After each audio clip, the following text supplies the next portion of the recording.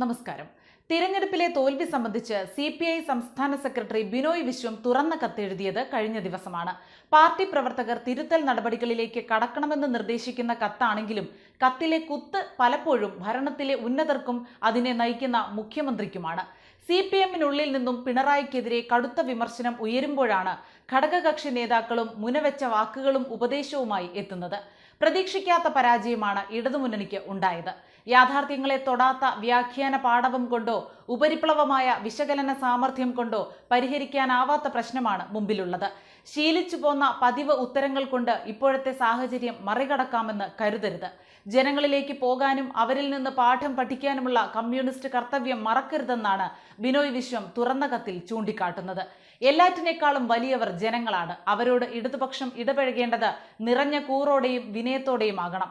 അവരുയർത്തുന്ന വിമർശനങ്ങൾക്ക് മുമ്പിൽ അസഹിഷ്ണുക്കളാകാൻ നമുക്ക് അവകാശമില്ലെന്നും പാർട്ടി മുഖമാസികയായ നവയുഗത്തിൽ ബ്രാഞ്ച് സെക്രട്ടറിമാർക്കുള്ള കത്തിൽ ബിനോയ് പറഞ്ഞു. തിരിച്ചടിയെപ്പറ്റി LDF ആഴത്തിൽ പഠിക്കേണ്ടതുണ്ട്. മുന്നണി കൂട്ടായും ഘടകകക്ഷികൾ ഒറ്റയ്ക്കും സ്വയം വിമർശന ബുദ്ധിയ ഈ പഠനം ഏറ്റെടുക്കണം. ബൂത്ത് തലത്തിലുള്ള വിശകലനം നടത്തി പഠനം നടത്തണം. എല്ലാ ബ്രാഞ്ചുകളും അടിയന്തരമായി ഇത് നടത്തണം. നമ്മുടെ സ്വന്തമെന്ന് കരുതിപ്പോന്ന ജനവിഭാഗങ്ങളുമായി ഇന്ന് പഴയ പോലെ ബന്ധമുണ്ടോ എന്നത് പരിശോധിക്കണം. ഇടതുപക്ഷത്തുള്ള വിശ്വാസത്തിന് ഇടിവുണ്ടായത് എങ്ങനെയാണെന്ന് തിരിച്ചറിയണം. RSSനാൽ നയിക്കപ്പെടുന്ന BJP ആദ്യമായി 16.68% വോട്ട് നേടി. ഒരു മണ്ഡലത്തിൽ വിജയിക്കുകയും ചെയ്തിരിക്കുന്നു. 11 നിയമസഭാ മണ്ഡലങ്ങളിൽ BJP മുമ്പിലെത്തി. രാജ്യത്താകെ BJP തിരിച്ചടി നേരിട്ടപ്പോൾ പ്രബുദ്ധമെന്ന് എല്ലാവരും പറഞ്ഞു പോന്ന കേരളത്തിന്റെ ഈ അനുഭവം നിസ്സാരമായി കാണാവുന്നതല്ല. ഇപ്പോൾ സംഭവിച്ച തിരിച്ചടികൾക്കെല്ലാമുള്ള മറുപടി വരുന്ന തിരഞ്ഞെടുപ്പുകളിലാണ് നാം നൽകേണ്ടതെന്നും കത്തിൽ പറയുന്നു. ബ്രാഞ്ച് സെക്രട്ടറിമാർക്കാണ് കത്തെങ്കിലും കത്തിലെ വിമർശനങ്ങൾക്ക് പല അർത്ഥങ്ങളുണ്ട്. ബിനോയ് വിശ്വത്തിന്റെ പല വിമർശനങ്ങളും ലക്ഷ്യമിടുന്നത് CPM-ലെ ഉന്നതരെ കൂടിയാണ് എന്ന വ്യാഖ്യാനം ഇതിനോടകം വന്നു കഴിഞ്ഞു. മൈക്ക് ഓപ്പറേറ്ററെ മുഖ്യമന്ത്രി പിണറായി വിജയൻ ശകാരിച്ചത് ഉൾപ്പെടെയുള്ളവ CPM കമ്മിറ്റികളിൽ വിമർശന വിധേയമാകുന്നതിനിടെയാണ് ബിനോയ് വിശ്വത്തിന്റെ കത്ത് പുറത്തുവരുന്നത് എന്നതും ശ്രദ്ധേയമാണ്. സ്വന്തം തട്ടകമായ കണ്ണൂരിൽ പോലും മുഖ്യമന്ത്രി കടുത്ത വിമർശനം നേരിടേണ്ടി വന്നിരുന്നു. മുഖ്യമന്ത്രി പിണറായി വിജയന്റെ മകൾ വീണ വിജയനെതിരെ കണ്ണൂർ ജില്ലാ കമ്മിറ്റി യോഗത്തിലും വിമർശനം ഉയർന്നത് നേതൃത്വത്തെ ഞെട്ടിച്ചു.